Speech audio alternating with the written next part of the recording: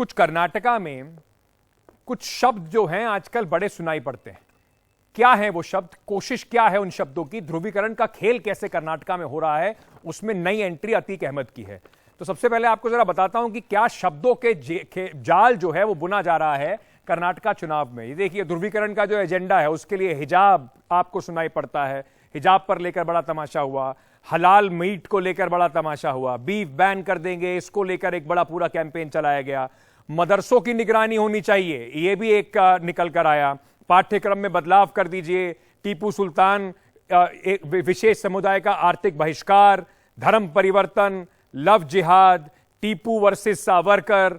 और इसी के अंदर लेटेस्ट जो एंट्री है, ये आपको दिख रहा है टीपू वर्सेस सावरकर। अब देखिए लेटेस्ट एंट्री निकल के आएगी एजेंडा ध्रुवीकरण के माध्यम से, वो आ गया अतीक हत्याकांड।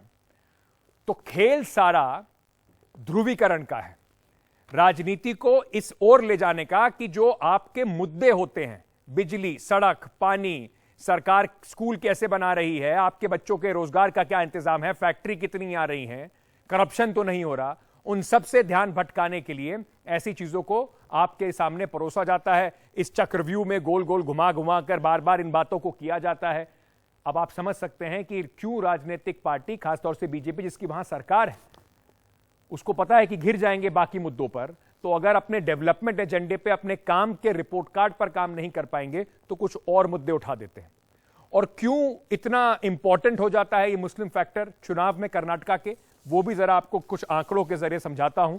शायद इस वजह से कांग्रेस को भी लगा कि अतीक जो इमरान प्रतापगढ़ी हैं, कांग्रेस के एमपी हैं, माइनॉरिटी सेल से आते हैं, उनको भी वहां पर उतारा जाए, सचिन पायलट को पीछे छोड़ दिया जाए, उनको आगे कर्नाटक में किया जाए। वो भी चाह रहे हैं कि भाई थोड़े मुसलमान हमारी तरफ हमें वोट करें। तो 2018 के चुनाव के कुछ आंकड़े जरा आपको बताते हैं। कर्नाटक में 30 सीटें ऐसी हैं विधानसभा की जो मुस्लिम बहुल सीटें मानी जाती हैं, यानी कि जहां पर 20% से ऊपर आबादी है मुसलमानों की। कुल मिलाकर जो पूरा कर्नाटक के अंदर 13% मुस्लिम वोटर हैं, 13% मुस्लिम वोटर की ये लड़ाई है। और 30 सीटें ऐसी हैं जहां पर मुस्लिम वोटर का प्रभाव है। अब पिछली बार के चुनावों में जो 30 सीटें थी, इसमें से 14 भारतीय जनता पार्टी जीती, उसे 41.9% वोट मिले। कांग्रेस 14 सीटें जीती, उसे 44.7% वोट मिले। जेडीएस बीएसपी को 2 सीटें मिली और अन्य जो हैं शून्य। कुल मिलाकर ये 30 सीटों का आंकड़ा आपके सामने दिखाई पड़ रहा है।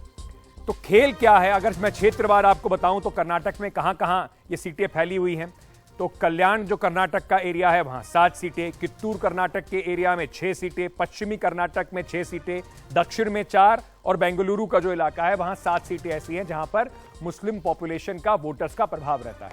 तो एक तरफ इमरान प्रतापगढ़ी को उतार के कांग्रेस इन्हें लुभाना चाहती है, तो भारतीय जनता पार्टी, अतीक अहमद और बाकी सारे जो आपको शब्द दिखाए थे ना, वो शब्द वाला गोला एक बार फिर से दिखाते हैं। वो शब्द जो आपको दिखाए थे, वो जो गोला आपको चलता दिखाया था, बीजेपी कोशिश कर रही है कि उससे ध्रुवीकरण करके कम से कम हिंदू वोट को एक तरफ कर दिया जाए।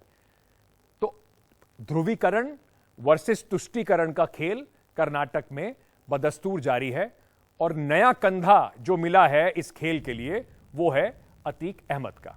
अब जनता इसको कितना मानती है, नहीं मानती है, ये चुनाव के जब नतीजे 13 तारीख को आएंगे तो समझ में आएगा।